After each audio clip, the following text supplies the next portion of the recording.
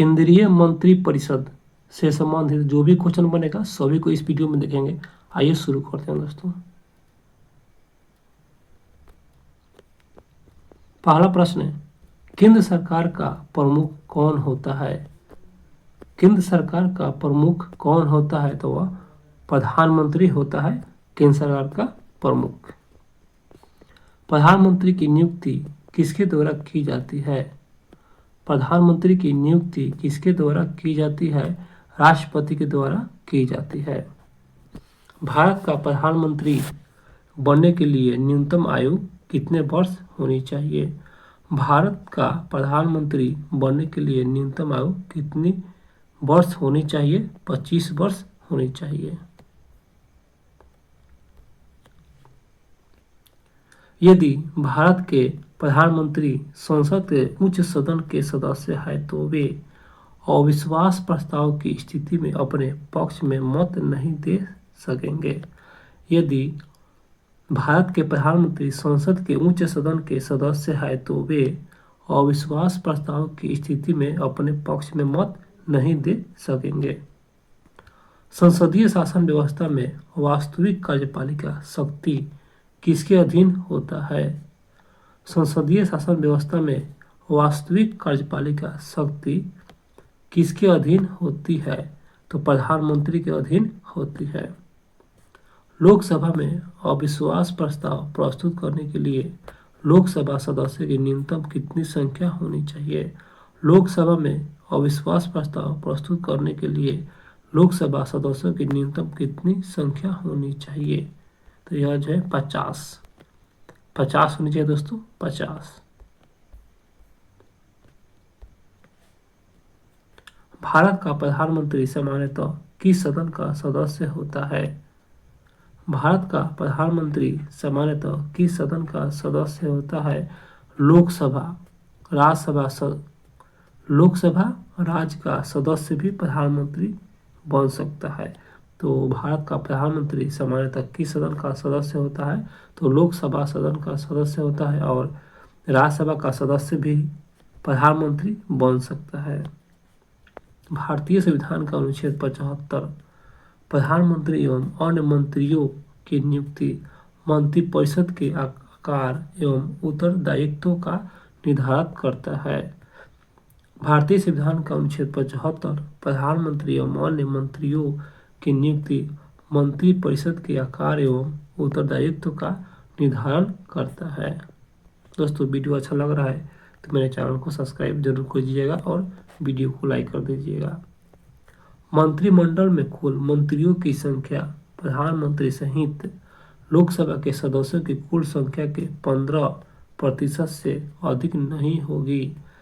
मंत्रिमंडल में कुल मंत्रियों की संख्या प्रधानमंत्री सहित लोकसभा के सदस्यों की कुल संख्या के 15% से अधिक नहीं होगी।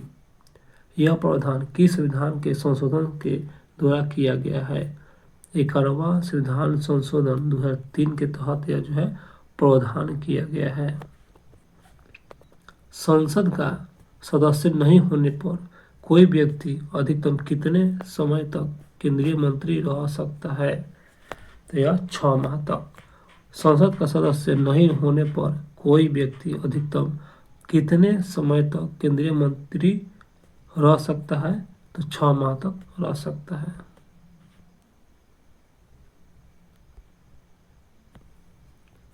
केंद्र में मंत्रिपरिषद सामूहिक रूप से किसके प्रति उत्तरदायी होती है? केंद्र में मंत्रिपरिषद सामूहिक रूप से किसके प्रति उत्तरदायी होती है? तो लोकसभा के प्रति उत्तरदायी होती है। भारत के संविधान के किस अनुच्छेद में यह प्रावधान किया गया है कि प्रत्येक राज्य की कार्यपालिका शक्ति का इस प्रकार प्रयोग किया जाएगा जिससे संघ की कार्यपालिका शक्ति पर कोई प्रतिकूल प्रभाव न पड़े? तो यह जो अनुच्छेद 257 के तहत, दोस्तों फिर से पढ़ दे रहे हैं ताकि आप लोग समझ सके। भारत के संविधान के किस अनुच्छेद में यह प्रावधान किया गया है कि प्रत्येक राज्य की कार्यपालिका शक्ति का इस प्रकार प्रयोग किया जाएगा जिससे संघ की कार्यपालिका शक्ति पर कोई प्रतिकूल प्रभाव न पड़े। अनुच्छेद 257 के तहत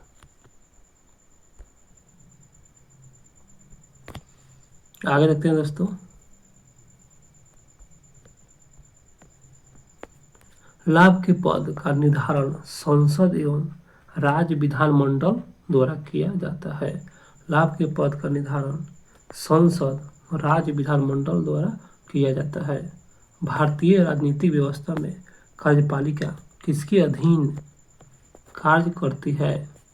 विधायिका के अधीन कार्य करती है।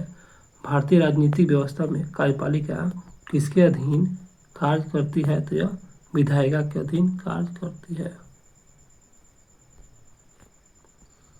जवाहरलाल नेहरू की कैबिनेट में पहले गृह मंत्री तथा बाद में रक्षा मंत्री कौन बने? जवाहरलाल नेहरू की कैबिनेट में पहले गृह मंत्री तथा बाद में रक्षा मंत्री कौन बने? कैलाशनाथ काटजू बने थे।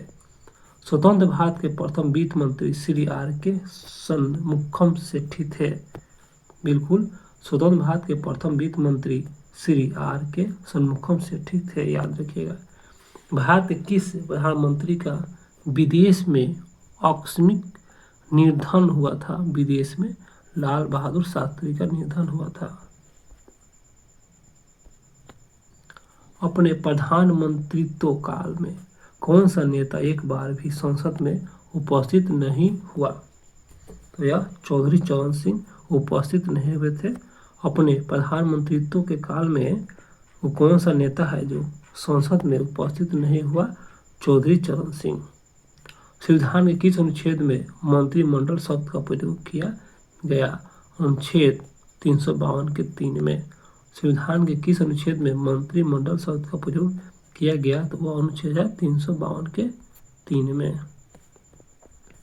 श्वेत पत्र भारत से संबंधित आधिकारिक दस्तावेज है। बिल्कुल, श्वेत पत्र भारत से संबंधित आधिकारिक दस्तावेज है। संघीय मंत्रिमंडल का पुनर्गठन किसके प्रतिवेदन पर आधारित था? संघीय मंत्रिमंडल का पुनर्गठन किसके प्रतिवेदन पर आधारित था? तो वह गोपाल स्वामी अयंकर के प्रतिवेदन पर आधारित था। अब दोस्तों मंत्रिमंडल देखते हैं तो इसमें केवल कैबिनेट स्तर के मंत्री ही शामिल होते हैं। तो मंत्रिमंडल में इसमें केवल कैबिनेट स्तर के ही मंत्री शामिल होते हैं मंत्रिमंडल में। 44वें संविधान संशोधन 1978 के द्वारा अनुच्छेद 352 में मंत्रिमंडल शब्द जोड़ा गया जो संविधान के मूल पाठ में नहीं था। 44वां संविधान संशोधन 1978 द्वारा अनुच्छेद 352 में मंत्रिमंडल शब्द जोड़ा गया था। बिल्कुल याद रखिएगा, संविधान के मूल पाठ में नहीं था। लाइक कर दीजिएगा दोस्तों मेरे वीडियो को। व्यवहारिक रूप से मंत्रिमंडल सदैव मंत्रिपरिषद की शक्तियों का ही प्रयोग करता है। व्यवहारिक रूप से मंत्रिमंडल सदैव मंत्रिपरिषद की शक्तियों का ही प्रयोग करता है और मंत्रियों के कार्यों का निर्धारण करता है। नीतिगत निर्णयों को क्रियान्वित करने के लिए यह मंत्रिपरिषद को निर्देश देता है तथा निर्णयों के क्रियान्वयन की निगरानी भी करता है। नीतिगत निर्णय को क्रियान्वित करने के लिए यह मंत्रिपरिषद को निर्देश देता है कि निर्णयों द्वारा क्रियान्वयन की निगरानी भी करता है। दोस्तों क्वेश्चन खत्म हो चुका है दोस्तों। और डेली दोस्तों आप सभी को बता दें दोस्तों, डेली एक पेज पढ़ाएंगे दोस्तों। जैसे उपराष्ट्रपति हो गया, केंद्रीय मंत्रिपरिषद हो गया, जो भी होगा दोस्तों टॉपिक वाइज पढ़ाएंगे दोस्तों। टॉपिक वाइज आप लोग टॉपिक वाइज जरूर देखिए दोस्तों, क्योंकि एक टॉपिक में लगभग 50-60 क्वेश्चन होगा। तो 50-60 क्वेश्चन कम नहीं होता है एग्जाम की दृष्टि से। टॉपिक वाइज पढ़ाएंगे और इसमें काफ़ी क्वेश्चन है। महेश कुमार भनवाल का जो बुक है टॉपिक वाइज में दोस्तों, ये बुक जो पढ़ लीजिएगा दोस्तों तो समझिए दोस्तों एग्जाम क्वालिफाई कर कर लीजिएगा, निश्चित क्वालिफाई कर लीजिएगा दोस्तों। इस बुक में यही खासियत है, टॉपिक वाइज में 50-60 क्वेश्चन काफ़ी होता है दोस्तों, इसलिए आप लोग डेली पढ़िए दोस्तों, डेली टॉपिक वाइज लाएंगे। तो मेरी वीडियो अच्छा लगा हो तो चैनल को सब्सक्राइब जरूर कीजिएगा।